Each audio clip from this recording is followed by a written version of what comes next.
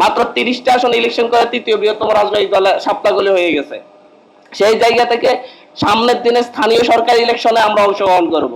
যতগুলা স্থানীয় সরকার ইলেকশন হবে আমরা চেষ্টা করব প্রত্যেকটা, সেটা চেয়ারম্যানই হোক, মেয়র হোক, উপজেলা হোক, প্রত্যেকটা ইলেকশনে আমরা অংশগ্রহণ করতে চেষ্টা করব।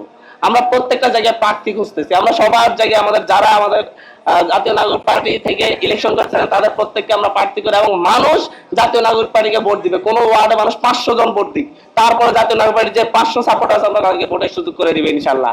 এবং এইভাবে জাতীয় নাগরিক পার্টি আগাবে।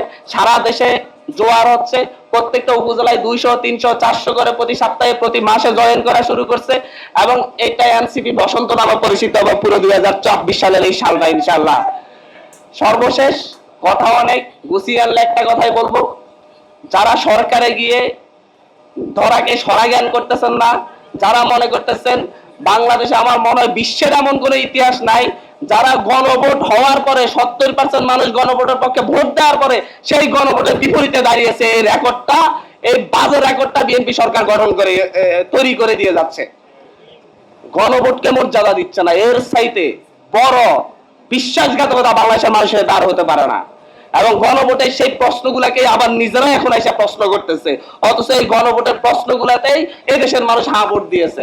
মানুষ বুঝে দিয়েছে না বুঝে দিয়েছে, আমি তো বলবো যে হচ্ছে আপনার বিএনপির 31 দফা কয়জন বলতে পারবে? তাহলে মানুষকে 31 দফা পড়ে ভোট দিয়েছে? মানুষ মনে করছে এই গণভোটের প্রশ্নগুলা তাদের জন্য তৈরি করা, তাদের পক্ষে তৈরি করা, মানুষ এটা ধারণ করে ভোট দিয়েছে। এই ভোটকে যারা হচ্ছে অমান্য করে বিশ্বাসঘাতকতা করতেছে, তাদের বিপরীতে পুরো 70% মানুষ যারা এই গণভোটে হ্যাঁ দিয়েছে তারা সবাই এর বিরুদ্ধে দাঁড়াবে ইনশাল্লাহ। শুধু সময়ের অপেক্ষা। নেতৃত্ব প্রয়োজন, প্রত্যেকটা তৃণমূল পর্যায়ে, প্রত্যেকটা ওয়ার্ড পর্যায়ে আমাদের নেতৃত্ব প্রয়োজন। ইসেক সরকার ভাইয়ের মতো, আমাদের শাহরিয়ার ভাইয়ের মতো যারা আমরা তরুণ নেতৃত্ব আছে, আমরা সবাই যখন আগে আসবো দেখবেন যে একসাথে আগামী 1 বছরের মধ্যে দেখবেন এনসিপির মিছিলে লাখ লাখ মানুষ আসতেছে ইনশাল্লাহ। ধন্যবাদ সকলকে।